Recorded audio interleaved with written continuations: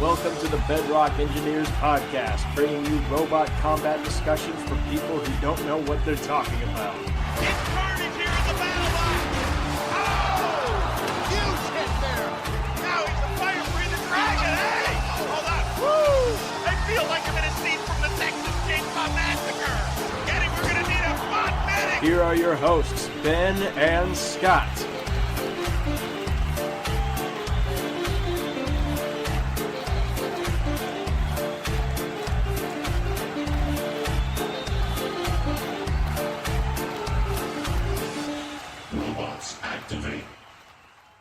Welcome back to the Bedrock Engineers Podcast, everybody. I'm your host, Ben Mokemeister from Reddit. This is my co-host, Scott. Hello. Hello, everybody. We are back to discuss everybody's favorite show. I hope it's your favorite show, although I've been watching Game of Thrones lately, and I still think Battlebots is better, but My name for that is sword shit. I mean, well, I guess Pretty accurate, isn't it? Well, there's actually surprisingly little action in the show. It's mostly dialogue, which is just great. They do seem to try to avoid action scenes a lot. Like, it'll look like there's a big battle about to happen, and then something will come in and stop it from happening. Which is kind of lame, but at the same time, it gets us back to the best part of the show, which is just the talking. Well, that's why we're here to talk about Battlebots. Yeah, everybody loves talking. I hope, if you love talking, you watch podcasts, and if you watch podcasts, you love talking. So it's a great convenient circle of things that are intertwined. You know. Before we talk about this episode, I have a little bit of a debate topic for us, and it's is it fair to actively compare two similar robots to each other? And the reason why I brought this up was because of Scorpios and Solid actually, because those two machines are very similar. They're like a box in the back with all the internals and motors and stuff, and then forks coming out the front. And then at the back, you have the arm with the spinner and or saw on it. And those two robots have been compared for a long time. But recently, on Reddit, the builders, Jamison Go and Zachary Lytall, have been getting tired of this comparison. And I've been noticing that a lot more lately, people doing that, because... People getting tired of the comparison? No, people comparing them. It's because they have the same record, 3-1 right now in the season. But with people saying how Saw Blaze's strength of schedule has been a lot stronger, which it has, does Scorpios deserve to make it in? And there's also been a lot of people saying that they're not going to let them both in, specifically because they don't want the same robot to be in twice, which they're saying even though there's going to be 15 vertical spinners in the top 16 as well. What a ridiculous notion. I'm just not thinking about that. We're gonna let in all these people, blah blah blah, all these worthy competitors, except for you two. You guys are too similar, so only one of you is allowed in. Meanwhile, there's 6 vertical spinners. Yeah, it's weird. So what we're here to do today is we're not going to compare Scorpios and Saw Blaze, all right? Because I think we've talked about that enough on this podcast. You know, the difference between the two. So I would like to ask you, is it fair to do something like that and compare two robots like that on the show? So your question is it fair to compare two robots that appear to be similar? Yes. Well, I mean, fair, first off, fair is fair doesn't even matter. Because life's not fair, man. If you are similar, people are going to compare you. And they are similar. I know they're different machines, and there's probably a lot of differences I don't realize, but the bottom line is people are going to compare, similar things. People compare similar pitchers. People compare, similar teams. I mean, it's just how it is, man. It's not fair, or, maybe it is, maybe it isn't. I don't even know.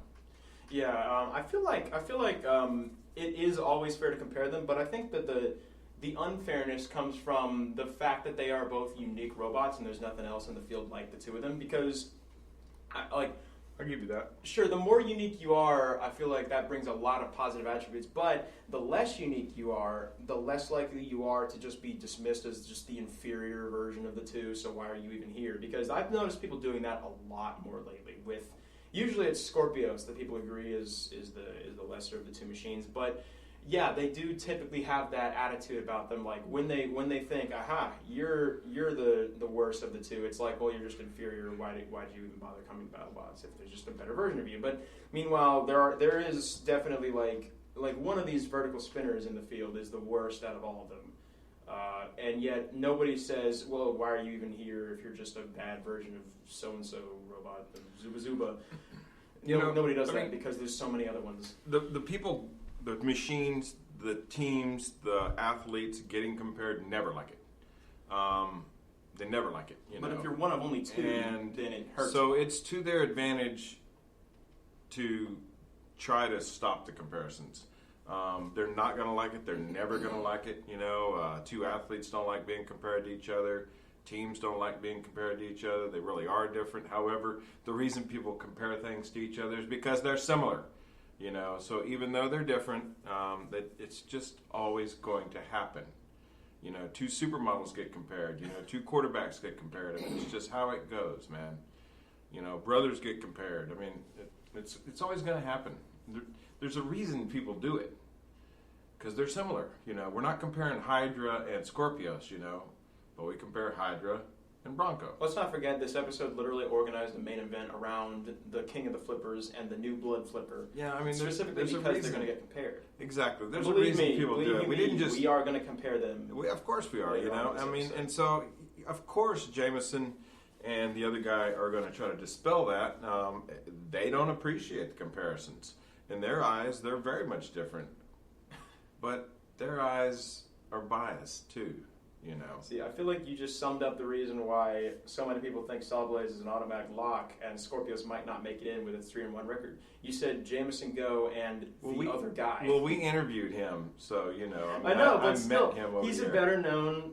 His robot's more famous. He's better known. He's definitely. Yeah. 3-1 with that kind of reputation. Yeah, that gets you in. Yeah. No doubt about it. And then being 3-1 and having kind of always had this reputation of being just a less refined version of Solid Blaze, yes, that will probably make people go, well, I've been real impressed with Scorpios. They've done real well until massively until they completely choked it in this fight. Yeah. I definitely thought they were going to win that, but they ended up not. They just immediately exposed their wheels to. They really did. Yeah. Well, we'll wait for that. But we're going to get to that fight in a bit. Robot Wars, and actually not even really just Robot Wars, the British live scene in general has a lot of the same, air quotes, design, the British wedge flipper. So you, of course, watched all of Carbide's fights, at least from Series 9, and you may have noticed that they came up against a white and black robot called Apollo, and then later on another flipper called Eruption, and they have a very similar profile. They're not exactly the same machine, but especially while Robot Wars was going on, all the wedge flippers always get compared to each other, which I think is just fair because if you have the same, the same weapon, the same goals in a fight, you can be compared a lot more directly than something like Carbide and Duck. Duck. Whoever, like two very, very vastly different machines. That's the reason people don't compare those kind of robots. Yeah, no, it's like who's better overall? There's a reason people compare things, man. It's because they're similar. Whether it's cosmetic, whether it's design, whether it's, performance, people compare. Yeah. And the people being compared never really like it, that I can tell. Maybe one part of that party likes it, but the other does not. Yeah, you like it when people declare you the better of the two. Well, or people are saying, "Man, I'm the best." People are saying, "Man, Scott throws a ball like Tom Brady." Well, I like that comparison. Yeah. But Tom Brady doesn't like that comparison. That's the difference. Yeah, but I mean, when it's a good comparison, you're like, "Oh, damn right." Yeah, exactly. I like that. And then when they're like, "Oh, you're the up and comer," you're the worst. You appreciate the comparison to, the pro, the badass, or whatever it is. But as a general rule, most people don't like the comparison. Yeah, pretty much. Whether it's race cars, you name it. The other thing I wanted to talk about, the judge's guide has actually been released to the public for the first time. And this is different. This document is different from the rules of the competition, right? It is meant for the judges themselves, and it's supposed to tell them exactly how to deal with, most conceivable situations that they could come up against, and it very clearly defines each rule and how you should apply the scoring, which is good because now that it has been publicly released, podcasts can talk about it. Previously, you could get access to it if you emailed Battlebots asking for it. They would send it to you and say, "Please don't share this," or directly quote from it, in public. So okay, now we can. So it's always been out there, at least been out there for a while. They just released it to the public. Yes, only the judges really had access to it before. Now that it's been released out, we are going to be the first people to ever read it that did not directly ask for it. So that's kind of cool, and I have read it. It is pretty thorough, and it's it's even kind of funny as well because if you didn't notice in the after the Tombstone Gruff decision, who was it? I think it was Derek who got to, and they showed his fight card, right? And there were he had drawn little pictures of Gruff and Tombstone, and the judge's guide says you should do that quickly at the start of the fight and draw a picture of each robot in their respective boxes so that you never get them mixed up. Yeah. Which is funny, and it's actually quite creative. Well, also. I think they showed another fight. I think they showed a judge's card again after probably Bronco and Hydra. Even though that ended in a knockout? I think they did, yeah. Really? Somebody had a card and flipped it up there, and now that I think about it, I think that might be it. But I'm not sure. We can go back and look at it, but you want to just fact check that right now? Sure. Okay. It's right after the end of the fight. Right after the end of the fight. Is it like before the slow motion? Right at the end of the fight. Make sure the fight's still going on. All right, let me see. They just did the buzzer. I could be wrong about when I saw this though. I'll bet you it might have been an audience's sign. No, I don't think there we go. Check that out. Yeah, you were right. Yeah, well, shocker. Yeah, look, and then he drew Bronco and Hydra. Anyway, yeah, we can probably go to the judge's guide for one of the fights. Yeah, the judge's guide. I mean, do you have anything? Is there more to it? Is there anything else you want to discuss about it? I mean, nothing. There was never a moment where I face palmed and was like, "Oh, that's how they scored it." Now, basically all of it was. I was kind of expecting a whole bunch of that. Did it say anything about why they don't release the score, or No, that's a thing. That's a thing that's up to the editors, who Battlebots itself has no say in. The producers themselves are the ones who do that. But they did show a scorecard, I think, right? Derek's after the Tombstone Gruff fight. That's what you said. I mean, I didn't notice that, but yeah. And his was like Marie thought Gruff won that. I thought Tombstone won that. I thought it was close, but actually, here, you know what? I'm gonna go find it right now. Jump cut. We have a very clearly defined and very short as well segment on cosmetic damage because. Every robot's probably going to get its paint scratched during a fight. Do you mean the judge's card? Judge's guide. Yeah. Judge's guide. How you judge cosmetic damage. Okay. Yeah. How you judge cosmetic damage. So there's like in each damage, aggression, and control thing. There's like a Q&A thing, like an FAQ. Like question, what is cosmetic damage?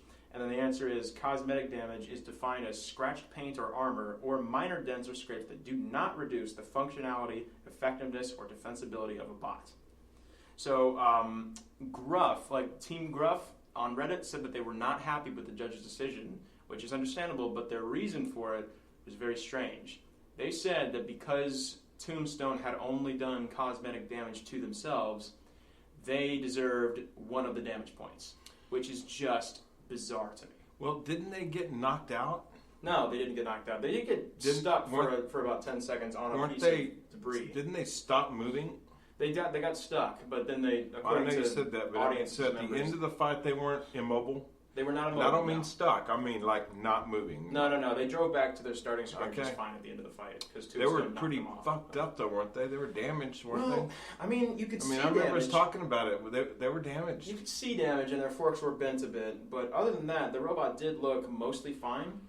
But it was a close fight, man. Yeah, there was a close fight. But so I wondered out loud if Tombstone was getting the win just because Tombstone's named Tombstone. I mean, in other words, we know him. We expect him to win. I don't know. I think they won barely, but I think they won. I thought they won too. I can't really see arguments for Gruff. I thought they won too, particularly because Gruff was not doing anything to him in the end. For sure. Yeah. Because there was like the 2 minutes and 30 or 40 seconds where it was just so back and forth. That middle part, though, they were dealing some damage as well. You know, I mean, it was a fight. Yeah. I mean, but the Gruff didn't do any damage though. Well, yeah, but like the fact that okay, so that's a broken scoring system. I think if you can say, well, they barely did any damage, and we did no damage, but I still think that means that we get one of the damage points. That's so strange, and they actually have an explanation for this. So okay. How do I judge? I'm reading for the judge's guide now. How do I judge damage if only one bot has any detectable damage, even if cosmetic?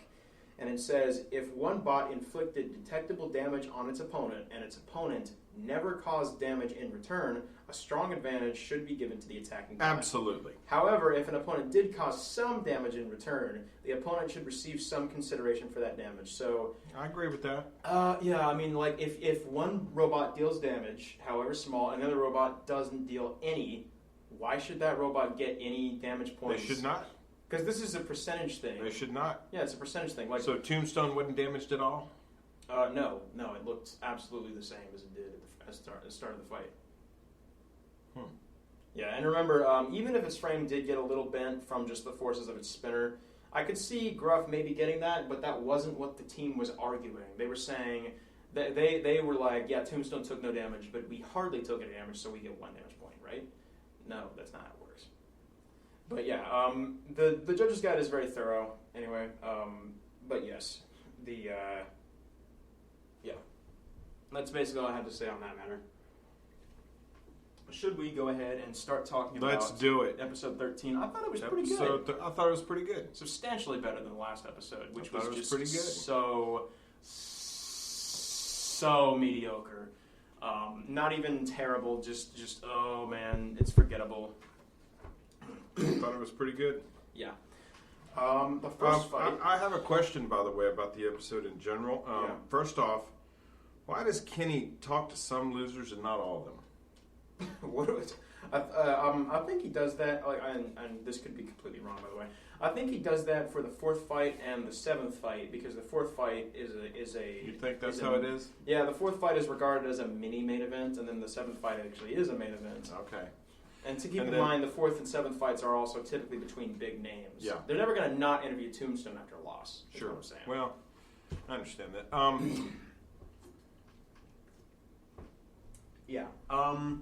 Anyway, I guess that's your question answered. So the first fight was Hypershock versus Breakerbox. Again, continuing the theme of people who lose to Bite Force getting a free win right afterward, except for Bronco.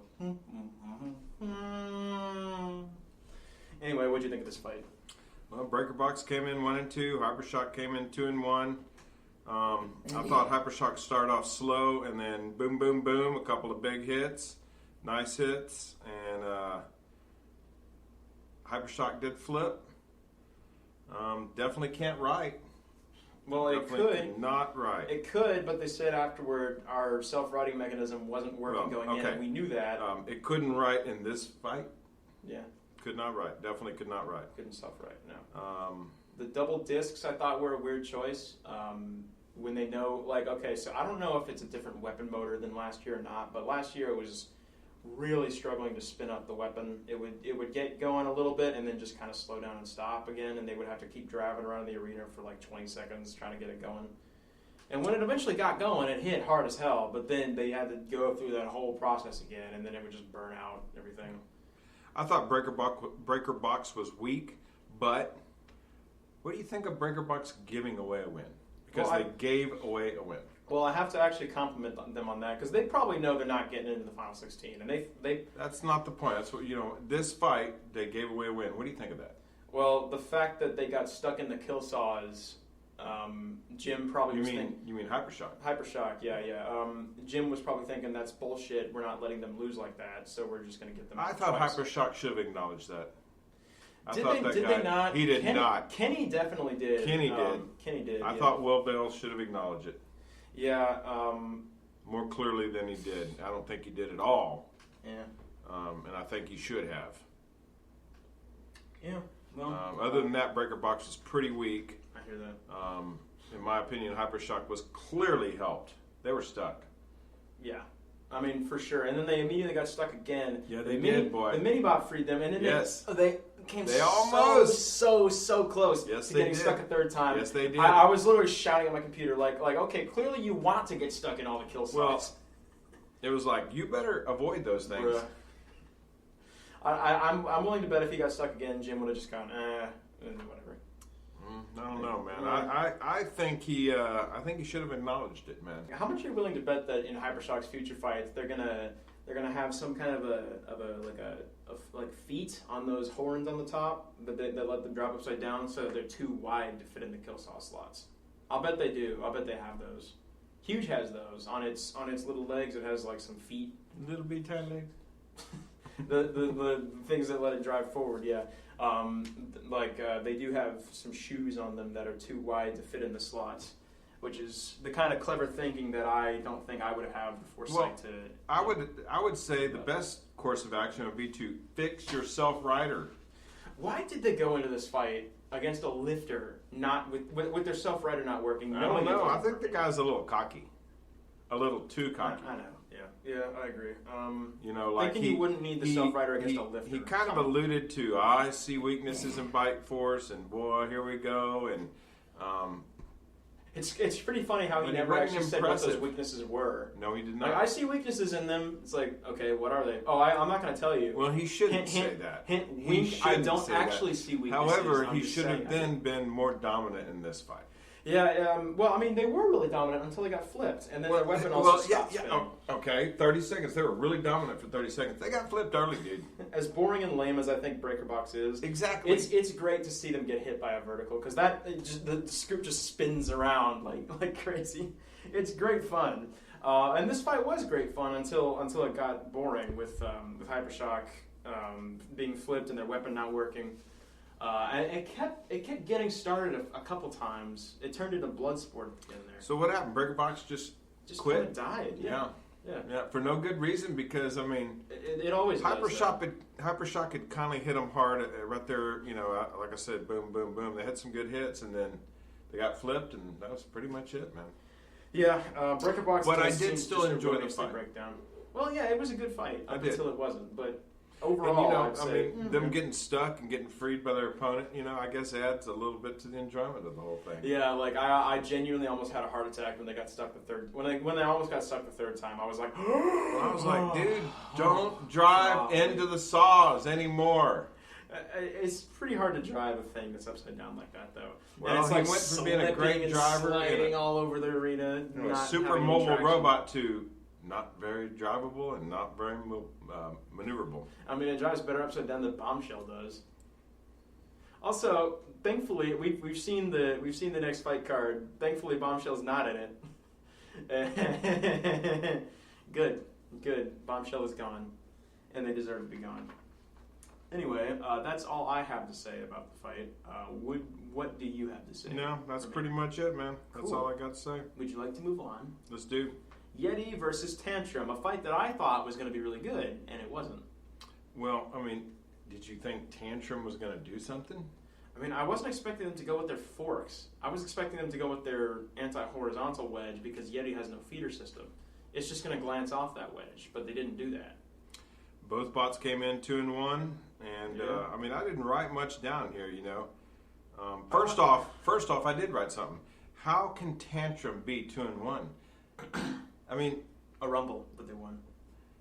Because they don't do any damage. And I understand that maybe in the future, their robot's going to be more powerful. But right now, their robot is pretty weak. Yeah, so like I said in the last episode, I showed Scott. Did I include that part? You just told me about it. Well, no, I mean, I'm trying to remember if I include that part. Because I cut out the whole section of us talking about next week's fight card because I didn't like it. Okay. But and I will be referencing that again when we talk about Hydra later. But just in case I didn't, I did tell Scott about Boxing Champion, the robot that the Tantrum team took to China for King of Bots, and I told him how it's much better, and it is much better. But they recently fought In the knockout round, they fought the Apollo teams, Apollo from Robot Wars. They brought a new version of Apollo to King of Bots as well. Are we talking about the new and improved Tantrum? The new and improved Tantrum, yeah. And I'd still say it has some refinement to go through because the forks they were using were so dang long that they couldn't maneuver properly to get underneath Apollo. And I think that they, I don't actually know the Apollo robot's name, so I'm just calling it Apollo just to not trigger anybody. But they couldn't get under Apollo reliably, even though the forks were very good. So I'd still say that design has a lot of refinement to go through. They did get one great hit, though, that buckled the flipper tip. Well, that's in the future. And right now, their robot is weak. Yeah. It didn't do anything. It shouldn't be 2-1. I can't believe it's 2-1. But they won 2 fights. It doesn't believe it. Shocking. I don't see how it seems like I've seen them lose 2 fights. They got one hit and it was over. That was it. Boom. Well, they didn't get a single hit. Yeti got a lot. I of will hits. say Yeti. No, that's my point. They got one. They got hit one good time. Yeti did a lot of grinding on them. Yeah, Yeti. I think. Yeah, I mean, they definitely, despite Yeti their slow patient. drum speed, doesn't actually get a ton of engagement because their teeth are so long. Like they wrap around. Yeah, I understand. The drum. Yeah. Yeti is huge. Yeti was either patient. Either that or Tantrum is tiny. That robot is so small. It's like the size of a laptop computer. Tantrum, I'm not a fan of Tantrum, man. But it's a cute robot, though. And like I said, Boxing Champion, it very much has a lot of refinement going into it. And, yeah, that design can work. But, like, let's not kid ourselves here. This is a bad robot. Yes. At this point. Yes. Its weapon doesn't work. It's not overly maneuverable. It doesn't look like, especially in this fight. And the forks are not very durable on it, even though the robot itself is. It held up very well to Yeti's The robot attacks. is, yes, the robot is. I give him that. And it being so small and compact just means it has armor that's so thick that, you know, it's going to be very difficult to break it. But still, without a working weapon, like, I actually laughed my ass off the first time Tantrum tried to use his weapon, because it's like, Yeti was going up against the forks, and Tantrum's weapon slid forward, and it just looked so tiny. It compared does. to Yeti's big ass drum. I literally just bursted out laughing, and it wasn't. It was not reaching far enough. I just laughed so hard. That's the number one problem. Is they're like a T-Rex in a fight. It's like this. Tiny arms. It's like that. I'm gonna hit you. Oh, I can't reach you though. I can't reach you. Well, T-Rex. And then if I did hit you, set of jaws. if I did hit you, then well, there would be no power in it because it's a little weapon anyway. I mean, they got no reach, man. You got it. Yeah, no, they don't like got it. any reach. At least the T-Rex has a big set of jaws and teeth to bite you with. Yeah. They don't need their arms. Right. The real T-Rex, not the Tantrum. Yeah. Yeti's a T-Rex, I think, because they've got all-out attack and nothing much else. But yeah, Yeti's now 3-1, Tantrum's 2-2. Not the worst record. Let's see if they qualify for anything in the last chance. Man, Tantrum being 2-2 is a joke. What? I'm very anti-Tantrum. Why? This is the first draft of this type of weapon. Of course it's not going to be as good as it could be. I understand the concept might be good in the future, but right now, man, no, it's not working. Well, yeah, but like Not if it still doesn't work next season, then yeah, go ahead and say that you don't like it. I just can't believe they've won 2 fights somehow. The first fight was a rumble against Jasper and Uppercut. Could swear I've already seen them lose 2 fights. But No, you've seen them lose against Scorpios. Okay. Yeah. Would you like to talk about the next fight now? I would. Copperhead versus Warhawk, and good golly gooberson, is it good to see Copperhead cosplaying Minotaur. Man, Wow, what a great fight. I thought it was. Oh yeah, just pure and utter domination from Copperhead. Yes. Super satisfying win for my favorite drum bot. Copperhead looked good. Oh yeah, they looked really good. They were aggressive, big hit, KO, Very boom. well driven as well. Yes. Yeah, huge I was good. hits. I was happy for them. Huge I think we're ass I hits. think we might be a little biased on them, but. Well, yeah, but I like Robert Cohen or Cohen. I don't know how to actually pronounce his last name. To be perfectly honest, I'm sorry, Robert. It's Cohen. Cohen, yeah. Unless we're Australian, then it's Cohen. Cohen. Yeah, Copperhead came in 1-2 and left 2-2. And, Wait. German. Kovan. And Warhawk came in 2-2 and left 2-3. Yeah. Warhawk, I'm not a big fan of, actually. I know we were talking earlier about how it's not really, common for a common design to get, like, a robot that has a common design to get just dismissed as, like, inferior. I'm kind of doing that to Warhawk at this point because, like, they are like an extremely meta design, and yet they don't work overly well, which I constantly find myself underwhelmed by their fights, particularly against Black Dragon. If you remember, we skipped that fight because it was just so lame and forgettable that I just couldn't be bothered. Was that episode 9 or 10? That was episode 8, the Desperado episode. Your least favorite episode. I still don't understand how you think it's worse than episode 2, because episode 2 was atrocious. The Desperado tournament was weak, man. It was so weak, but it was not as bad as episode 2. But anyway, this robot works, and it works good. All right, and I hope they get into the final 16 some way or another. Man, I can't see them just being seated in. It seems to me like they're going to have to fight. They're 2 and 2. It's a new robot, 2 and 2. They're not in automatically. No. And I think that, like, even if they do get in, they're not going to win the title for sure, because you have to think they might come up against a horizontal at some point. And Drumbots, as good as they are, like they're extremely compact, extremely thick armor, but despite that, they are kind of a terrible design to fight horizontals because they don't really have any way to have a wedge. And so they're just going to take every hit in the worst possible way. And Copperhead is made out of inch-thick steel, like Hardox steel billets, basically. And it still only took one hit to completely pull out the side of the robot against Kronos. Right. Now, Kronos doesn't hit softly. They're 110 pounds. And these things all hit pretty hard, except for Ketchum. I know, yeah. But they really do, man. Yeah, but like Drumbots just take the hits from horizontals in the worst possible way. Minotaur literally broke in half after Tombstone beat it. Like, they unscrewed the top panel, and the whole robot just broke in half because the back had just completely cracked in half. They just take the hits in the worst way. Even if their armor is extremely thick, they don't have much of a chance against a lot of the horizontals in the field. That makes sense. I mean, there's no deflection at all. No deflection at all. No, not one bit. That's huge for dissipating energy. Yeah.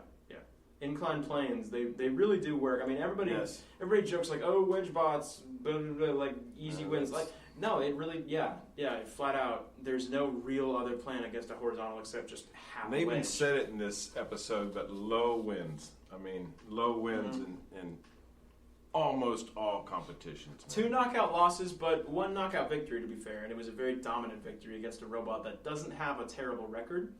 But yeah. No, what are you talking about there? Well, Warhawk doesn't have an awful record. They made the final 16 last year, and then they're 2 and 3 this year now. Not overly horrible, I wouldn't say. And they are a tried and true design at the very least, even if the robot itself is not overly, strong. Anyway, Warhawk's different controller. The guy using the stick controllers for the first time in, like, what did he say, 15 years it was? I didn't think it was, I don't know. Well, his driving seemed fine in this fight, though, despite that. And then in the post-fight interview, like, I was writing this note during the interview before he said this.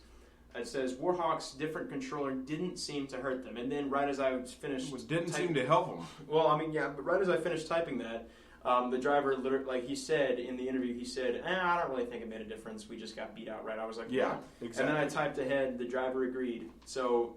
at least this was a legit win and wasn't due to, like, I don't know what I'm doing with the controller. Because he was keeping his front to Copperhead like he should have. So, he did everything right. Just Copperhead was lower to the ground and their weapon hits like a bitch. So, well, actually, no, it doesn't hit like it hurts like a bitch. It doesn't hit like a bitch. No, it doesn't hit like a bitch. If you hit like a bitch, you don't hurt like a bitch. Right. Right. Anyway, that's all I have to say regarding that fight. I agree. Yeah. Monsoon versus Bite Force, which was painful and short. Okay, so I got something to ask there. Why does Team Monsoon keep getting interviewed? It had to be the 3rd damn interview, man, like there's something special. Why are they getting interviewed? Are they something special that I don't know about? Is this dude sponsoring the show? I mean, they keep interviewing them on the sideline, like they're back in the pits getting interviewed. They talk to this dude a lot. And he keeps... they keep losing. I mean, why do they keep talking to this dude? I don't know. I don't know. They are a vertical spinner, but they are one of the more unique ones in the field. I mean, were they really awesome last year or something? They were really awesome. They went 3-1. Their only loss was to Son of Waiachi. They made the final 16 and they almost knocked out They're 1-3 Sawblaze. now. Yeah, exactly mirrored, just like another robot that we're going to talk about later. But mirrored. But yeah, their interview stated that they went from the brushless motor they were using this season for their weapon back to the E-Tech weapon motor. Same motor Tombstone uses, much lighter bar though, so extremely fast. Didn't spin help time. them much. No, it didn't, because they didn't get a hit with the weapon. Bite Force got one big hit on him, and Monsoon was out. God, it's just such a shame. Like, yeah, Monsoon was one of my favorite robots last season, and they still kind of are this season. And they're just not doing good. They did terribly. Like, one of the most damaging weapons last season that just completely beat up robots to hell and back, and they haven't gotten one good hit all season. They've landed exactly 2 hits the entire season. This guy talked about this, by the way. Who's the team captain for Monsoon? Tom Brewster. He talked about this. They made some changes and they did not work, and we've talked about this at length.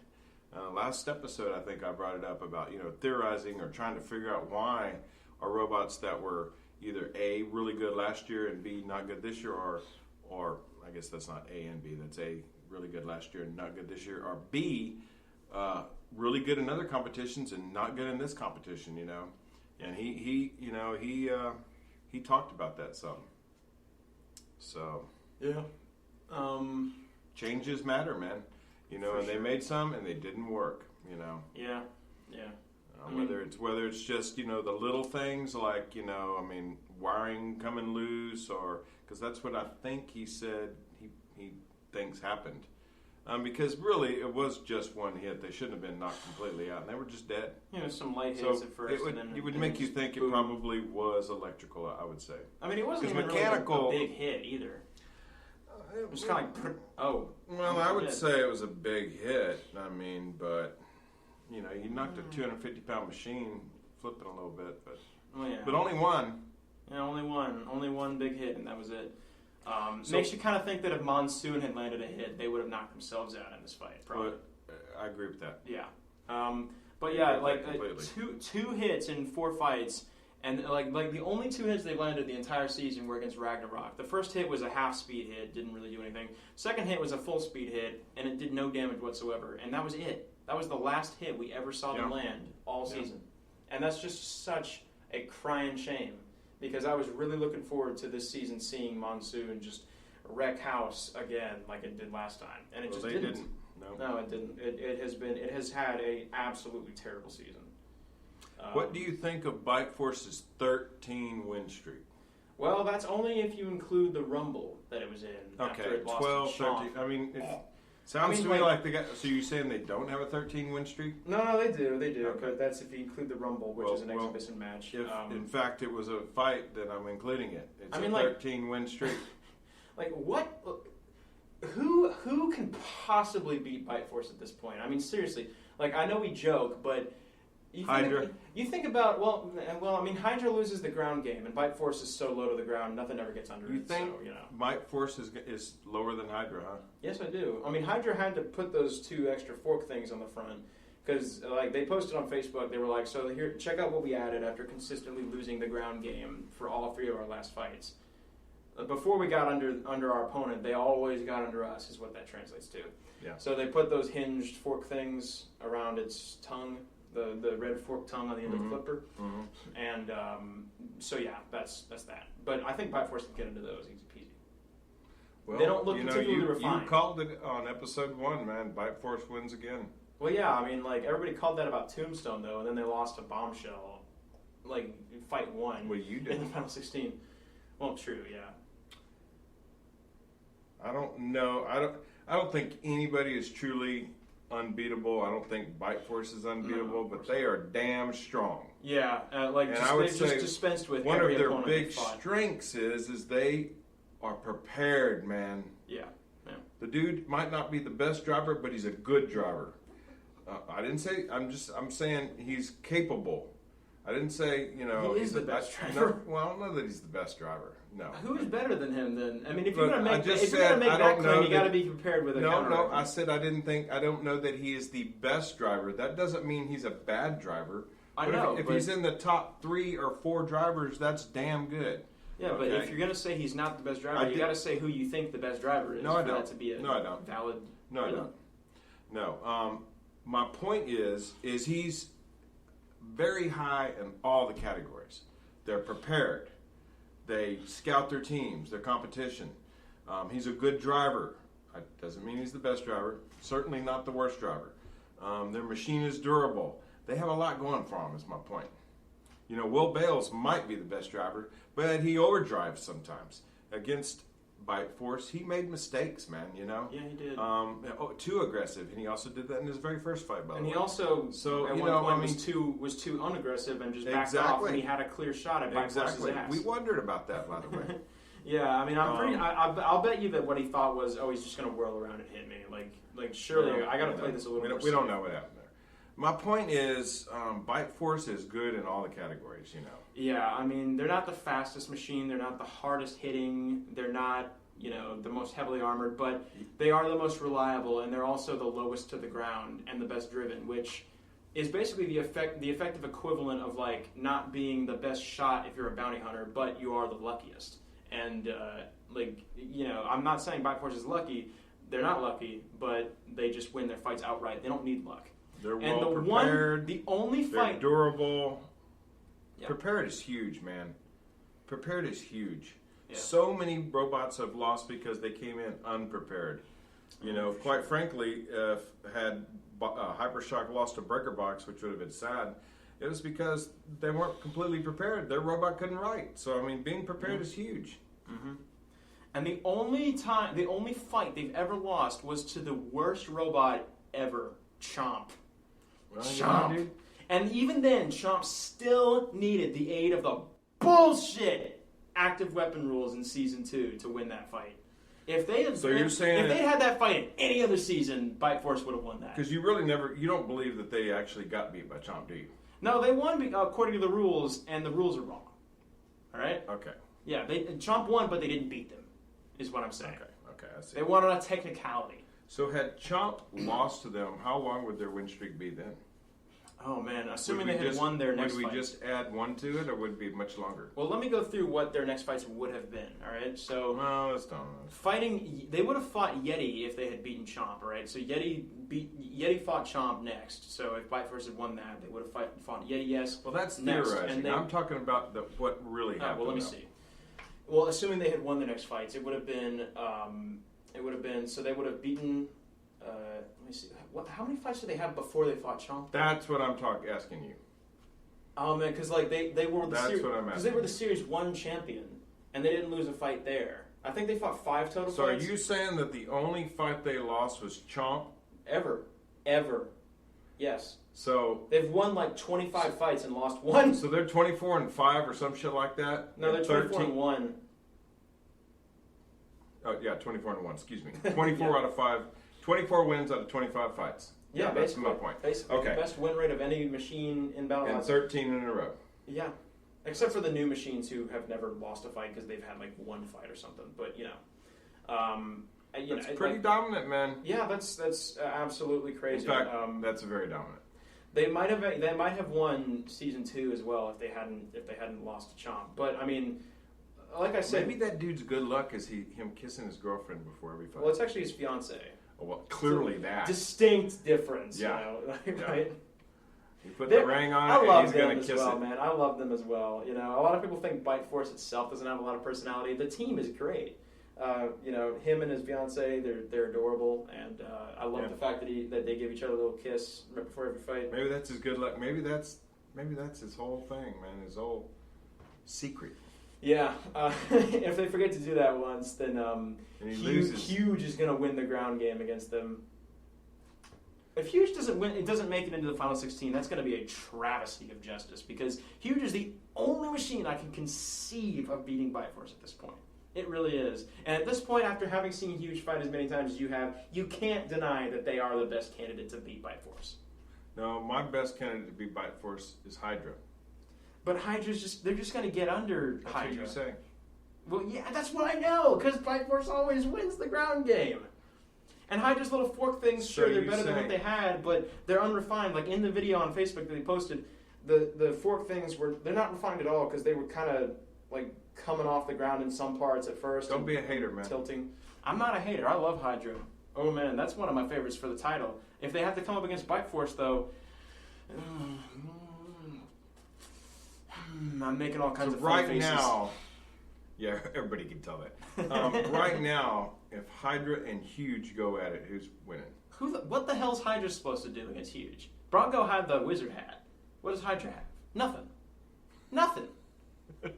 Tell me in detail. You are a huge homer. Dude, tell me in detail what Hydra can possibly do to defeat Huge. Flip that wheel, those stupid little wheels right off them things, man. Much like with Ribot, All right, it let's physically move on. hurts me Let's that you don't move on. like Huge. Anyway, I think we've talked about Bite Force long enough, but one thing I want to close on with this fight is that I think Chris summed it up the best way he possibly can. You think there's a chance until you remember that it's Bite Force, and then you realize that the game was rigged from the start. You never really had a chance. Anyway, let's move on to Railgun Max versus Free Shipping. And shockingly, even though this was a good fight and it was a controversial split judge's decision, I have almost nothing to say about it. It's definitely a controversial judge's decision because Railgun Max did not beat Free Shipping. And I don't really like Free Shipping, but they damn sure should have won. This is proof that we're not biased, really, and when it comes to judges' decisions. Yeah, I don't really like. I'd like to call everybody. I thought it was a great fight. Yeah, I didn't think it was great. I thought it was good because I don't really like Actually, either I of these wrote robots, good. to be honest. In fact, I wrote good, to be honest with you. I don't I wrote really good. like either of these robots very much. You know, what I will say is I don't think Free Shipping did any damage. Yeah. Free Shipping brights beautifully, but Railgun Max, I don't know, man. Wait. I said that all wrong. What? Railgun Max should have won. Free Shipping shouldn't have won. Railgun Max beat them. Yeah, I only Railgun just now. Max. Right before Yeah. you said that, I realized you were saying wrong Railgun Max thing. shouldn't have beat Free Shipping. I was No. like, wait a minute. Railgun Wait, Max They didn't. should have won. Free Shipping Yeah. should not have won. I don't like Free Shipping. I don't like either of these robots very much. I didn't really care who was going to win this. Like, neither one of these robots is probably a candidate for the final 16, if I'm being really honest with you. Like all of Railgun Max's wins have been against shit tier opponents, and then they lost to Free Shipping, who we all know is not really a fight winner. No. One They against shouldn't have Bronco lost. through pure luck, a freak mechanical failure that should never happen. Railgun Max won this fight, if you ask me. Yeah, I was surprised by the judge's decision. I haven't rewatched this Railgun fight Max just because I did really way couldn't be more bothered to. damage, man, than Free Shipping. Free Shipping didn't do any damage to them. They weren't even really very aggressive, I didn't think. They weren't particularly well controlled. They kept losing the ground game. Yes, they did. Yeah, and see, finally, here's where the rules of physics make sense, is where thin forks get under thick wedges, which, is the thing that I've been wondering about. Like, how does that happen? With all of our guests so far, I've just been perpetually confused by how Free Shipping's thick wedges get underneath, like, Hydra's thin forks, or who was their next opponent? Yeti. Right. Well, Yeti doesn't have anything to get under them with. But, yeah, basically I've just been confused about that. Now it's finally working the way I thought it should. And then they won regardless. So shall we refer to the judge's guide to debate about this fight a little bit? You can if you want. I definitely don't think this fight is as worth debating as Tombstone Gruff. No, I'm okay with moving on, man. It's your show. Do what you want. Yeah. I mean, I don't really think I want to debate this fight over No, much, just because I don't really I just think they're wrong. care That's about. what. I think. I don't really I care. don't think Free Shipping beat them. Regardless, I'm happy with either one winning. I wasn't expecting it to be split, but then I was like, maybe. I definitely hope they didn't give the win to Free Shipping just because they got Railgun Max underneath the pulverizer in the last 3 seconds. I really hope that wasn't it. But yeah, I definitely thought Railgun Max should have won this fight, to be fair. Yeah, I scored it 4-3 for Railgun Max. Yeah, they did about as well as Tombstone did against Gruff, I think. Well, Yeah. regardless, So the sixth fight. Sixth fight was Scorpios versus Uppercut. I definitely did not see that coming. No, I didn't. Scorpios losing. No, because it I turns out I definitely don't think Scorpios drove well. No, they did. They drove pretty horribly. Yeah. It's not. I really can't make a judgment on their driving after their wheels got destroyed because their wheels Well, were of destroyed. course not. But they left those. They just basically exposed both their wheels Yes. to Uppercut's weapon. They're like, "Hey, immediately come to hit start my the wheel." fight. Oh, okay, hit the other one. Yeah, that was mean, exactly man. what Their happened. wheel got tore the fuck Yeah, it up. turns out the robot, while the robot itself is completely indestructible and has never been knocked out, no matter how wheels hard it gets definitely- hit, their wheels are not strong. And this is the first time their wheels have ever actually gotten directly hit by anything. And it turns out they're made of butter because they basically both just got caved in, and they were like bouncing around like the moon rover for the rest of the fight. And it was pretty funny to watch, but at the same time, I really like Scorpios, and I like the changes they made for this season. And I like how well-driven they've been before this fight. Absolutely. And then in this fight, they just completely let me down by performing like shit. It was a bad performance for them. Yeah. Is it a good fight, though? Let's debate that. It was a good fight. It wasn't by any means a great fight. I don't think it was a bad fight. I'll tell you what was a good fight was Zach and the Uppercut Captain's yo-yo battle. Yeah. Oh, that was funny Those as hell. guys They can kept yo-yo, they man. kept rolling a Scorpios tire behind Zach. That was funny as hell. I loved that. Well, that Uppercut dude can he can work a yo-yo. So can Scorpios' Captain Zach, but Zach was doing more subtle things. Like Uppercut's guy was doing like things you'd expect to see in a dumb 3D scene. Like They can yo-yo, man. They can yo-yo, yeah. I wish I could do that, but of course that would require time, practice, and hard work, and Yeah. Well, you should probably drop a couple classes, man, and start doing that. Just become a professional yo-yoer. Well, just let your parents know you're just going to drop a couple classes and start yo-yoing. I should learn to basket weave as well. Or curl. You know what curling is? You might That want to Olympic learn sport to that's lame as hell. deliver pizzas because they're going to be pissed. We're cutting that out because I don't want to joke about my parents kicking me out of the house in an episode of the Bedrock Engineers. Yeah, Scorpios just didn't perform well at all, though. In the No, fight. they didn't. Invest in some stronger wheels for sure next year in the future, Zach, because like you said in the post-fight interview, he's never going to add wheel guards, which I think is definitely the right choice. But he needs to not get his wheels, caved in, hit one by a weapon that hasn't really. I mean, I'm sure. I almost call it Monsoon there because they're so similar, but I'm sure Uppercut's weapon is plenty powerful. But it's still a new robot, and you can't really expect anybody to be impressed by your performance when you get damaged by a new robot. So, I wouldn't say that he made a mistake. what you mean exposing his most vulnerable part right off the bat? No. That's not a mistake. Hang on, I'm not through. I wouldn't say that he made a mistake being so aggressive that, oh no, I got out of position. He just floated out there, turned around, and said, "Come hit my wheel." He thought he was driving Bronco for a second. I mean, so that's my point. Ooh, it was shade. worse than a mistake. Yeah, he it was just far worse was than a like, it's a bad performance, man. But they happen. The problem with bad performances is you want to have those in episode 1, 2, and 3, not episode 13. They hurt you more, man. They always do. Yeah. This is a beauty contest, for lack of a better word. In other words, they're picking robots to come in here. It's not That's just the best. It's not just on the record. Like the NFL would be just on the record. Major League Baseball just on the record. College football, it's a beauty contest. They vote to put you in there, and so losing late is way worse than losing early. That's how it is. I agree. Well, I really don't have much more to say. I wouldn't say they got their ass kicked, but they didn't perform well. And Uppercut really wasn't overly. do you see either of these robots automatically making it in the top 16? I mean, I think Scorpios has a better shot, but I'd agree with that. Even though Uppercut beat them. I mean, it's just a bad really performance, harsh. man. It's really harsh to say that a 3-1 bot, you have to go through some sort of a last chance rumble to make it in. It's like, I could see you being 2-2 and not making it in, but qualifying for the last chance rumble. But if you don't, if you qualify for that, it's like, well, I mean, I'm 3-1. Like, why should I have to go through that? You know, you can understand it if your wins are against like Tantrum, Right. Jasper, Sidewinder, which Scorpios actually is, to be fair.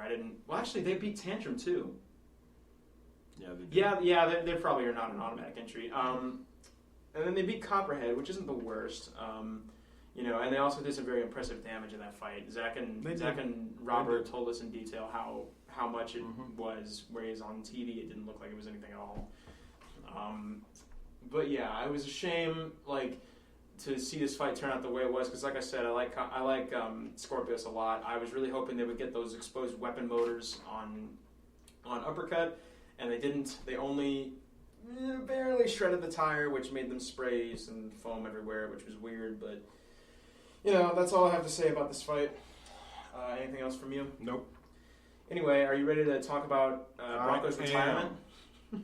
Because we just saw Hydra retire Bronco. Bronco got their ass kicked. No doubt about that shit. Bronco got their ass kicked. Is there anything sweeter than seeing your favorite robot beat a legend? Man, I mean, it hurts me a little bit. I feel bad for Bronco, but at the same time, I love Hydra. Yeah, I do too. So like I said earlier, our entire segment where we talked about this week's fight card got cut out of the last episode because I didn't like it. I didn't think it was a good segment. So I'll go ahead and say what I was saying during that segment about Hydra, which is that I think I've really undersold how much I love Hydra, because I keep talking about how they're not overly well driven and how they keep losing the ground game and all that. And I keep praising their weapon, but I keep criticizing their driving. This fight, I think it's for the best that nobody heard that argument last time, because this fight completely erased any criticisms I have of the machine. They were so well driven. They were so much better driven than Bronco. Well, there's no doubt about that. Bronco just kept exposing their side to Hydra. But what I have to say is I don't think Bronco was well driven. Yeah, no, they weren't. And I think that's grounds for saying that Hydra is well driven, just because it's the best driven flipper. You know? Well, they certainly outdrove Bronco. Yeah. Well, you know, actually, though, have we seen enough Hydra wins to say they're really good? I mean, we know that they're 4-0, bro. Wait. We know they're really good, but I mean, my point is, have we seen enough Hydra wins to really put them in the Bite Force category? Not the Bite Force category. The top four robot category. They don't even have half the win streak. They don't even have a third of the win streak. Well, they're a brand new robot, so clearly not. But my point is, have these 4 wins been strong enough this season? We only need to talk about this season. Last season, that's done and over with. This season wasn't even last season. I know that. So this season, you keep talking about last season. That's the reason I'd say that. So this season, these 4 wins, are they strong enough to put them in the top 4 category? Well, considering that all of Bite Force's opponents were stronger than all of Hydra's opponents, and they even shared one opponent, which was Bronco, and Bite Force also beat them, I would say no, Hydra has not yet proven itself to be as good as Bite Force, but they're top tier. Like, undoubtedly. They're a better design, their weapon works better than Broncos did. They self-right a lot more handily than Bronco. Well, actually, they didn't self-right in this fight. I'll get to that in a minute, but we're going to cut this part out. I'm going to talk about the fact that Hydra can self-right in a second, even though they said that it didn't. But yeah, I don't think they're Bite Force tier quite yet, but they're above Broncos tier, and Broncos is a has-been at this point. 0-4. That's something. We know they're above Bronco. One person did predict this at the beginning of the season. They said, or actually, while the season was still filming, I think it was, they said, I'm betting the Broncos going to go 0-4. I have no evidence to back that up, but I just have this weird feeling. And of course, he got downvoted. It was like, what are you talking about, man? And now it is 0-4. It is 0-4. And he made another post like, haha, bitches, I was right. What do you think of me now? And everyone was like, you were right. You were dead right. It's just something you would never have predicted going in, though, is like Bronco being 0-4. Man. Well, this dude did. Man. It's shocking. And like I said last episode, are you even as good as the new flipper? They're not. They're pretty much worse in every single way.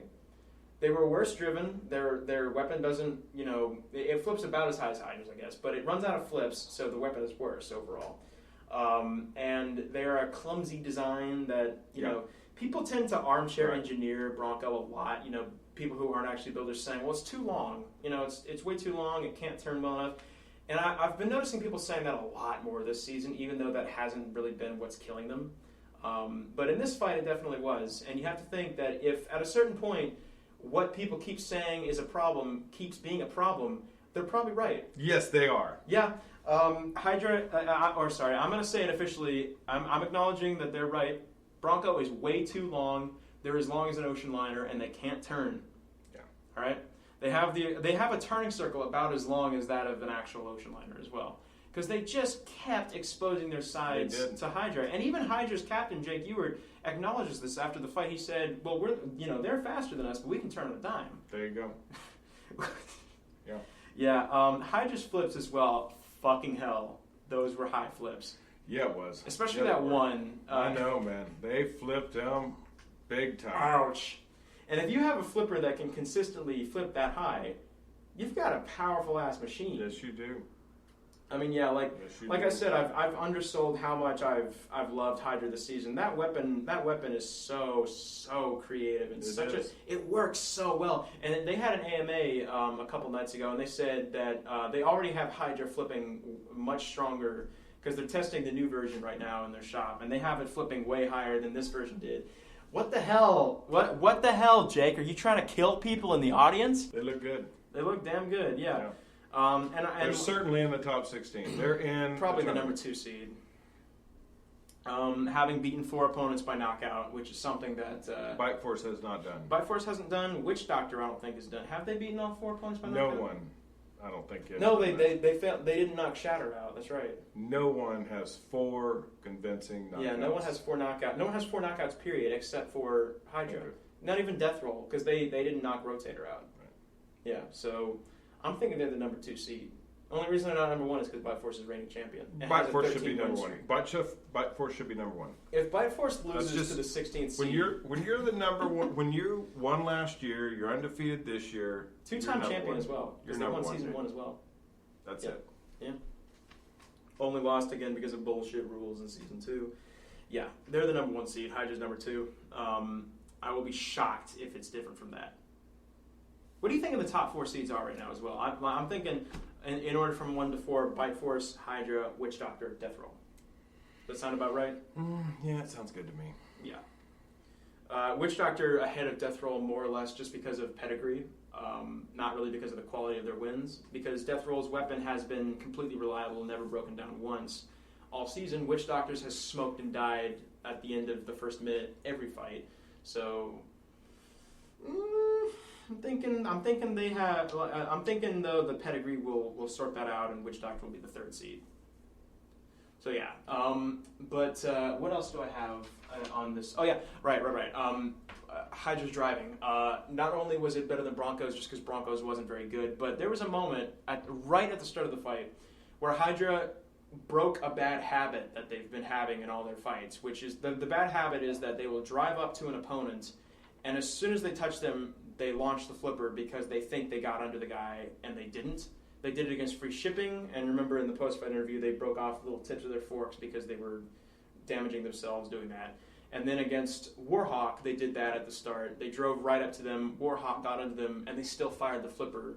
So it just made it a really awkward hit for Warhawk. And then against Petunia, they did it again. And in this fight, they drove it right up to Bronco. They went head-to-head. Hydra didn't get under them, and they also didn't use the flipper. So, man, that's what you call a learning curve, yeah, right? That's fucking improvement. Yes. And then like the way they capitalized on Bronco's missed flips and their clumsy self-riding as well was just phenomenal. Oh, they were right on them. They did everything as well as they possibly could. They really did. They got Bronco out of the arena in less than 50 seconds. They did, yeah. They flipped him so high. Yes, they did. I couldn't believe how high Bronco was going on that one flip. Like, they almost touched the ceiling.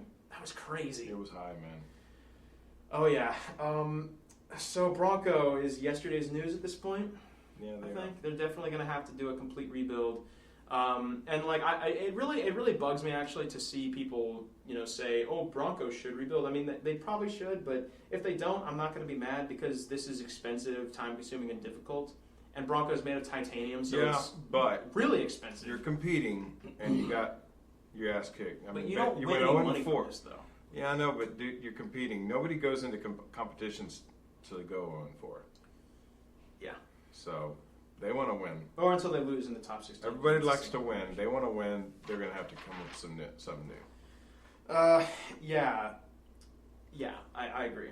But if they don't, I'm not going to be mad. Somehow get back to the old ways of winning. In other words, Yeah. maybe they made some changes maybe that aren't working for them. I mean, their damn flipper broke for 2 of the fights. I mean, you know for a But fact you can't win if your flipper's broke and you're a flipper. I mean, you know for a fact that people still regard Bronco as a top tier after all these losses, though, right? Like, you have to kind of imagine that they're still regarded. Yeah. One season worth of defeats is not enough to knock you off your pedestal yet, but it's close. Yeah, I agree. And what I like, something I hate about Battlebots in general is that they will sometimes try to manufacture, like you thinking that a robot is better or worse than it is going into a fight, because they're trying to almost that's called foreshadow. promotion. They're trying to almost foreshadow. So last season they did this with a robot called Mecha Rampage, which is obviously not in this season. Because in Mecha Rampage's first fight, they were like a giant-ass horizontal spinner, and it very clearly was spinning up extremely slowly in that fight. And then when they later had an AMA, I asked them, how fast does your weapon spin up? And they said 6 seconds, an eternity. That was their exact words, 6 seconds, an eternity. Sad face. And then in their next fight, when they fought Whiplash, the commentary said their weapon spins up extremely fast, less than 3 seconds. That's one of the fastest in the competition. I was like, you're wrong. You're wrong, and you're trying to make this fight seem like it's going to be better than it is. And then in this fight, they were trying to foreshadow, like, ooh, maybe Bronco will get its first win because apparently Hydra can't self-right. And I asked him about not being able to self-right, and he told me, well, we're not going to need it. Hydra can't self-right. They can't. They're a flipper. First of all, they're like, who the hell... It would seem that a flipper could self-right. Also, they posted a video of them self-righting on Facebook, and they do it better than Bronco does. All right, let me show you. Man, Bronco flipped itself in the air big time, too. Oh, yeah, like clumsy as hell self-righting. While I'm searching for this, we can still talk. Everything about Bronco really at this point just seems unrefined to me almost. Because, when Hydra uses its flipper, it barely moves. When Bronco uses its flipper, the whole robot jumps into the air. Because the flipping arm is probably just really heavy. Come on. No, that's not what I wanted to do. Team Waiachi Robotics. Videos. All videos. And so this says we had plenty of people ask if Hydra would self-right. Well, here's your proof. So here's the video. Just go ahead and take a look at this. Play. See how graceful that was? No problem at all. Looks good. Yeah, makes sense. Yeah, and I have no idea what, they must have been lying when they said they asked Jake Ewert about the fact that they can't self-right, and Jake didn't immediately go, no, we can self-right. They must have been lying about that, all right? And then here also is the video that I was talking about earlier where they said we added some forks because we wanted to win the ground game a little more. And check this out. So these were their little addition.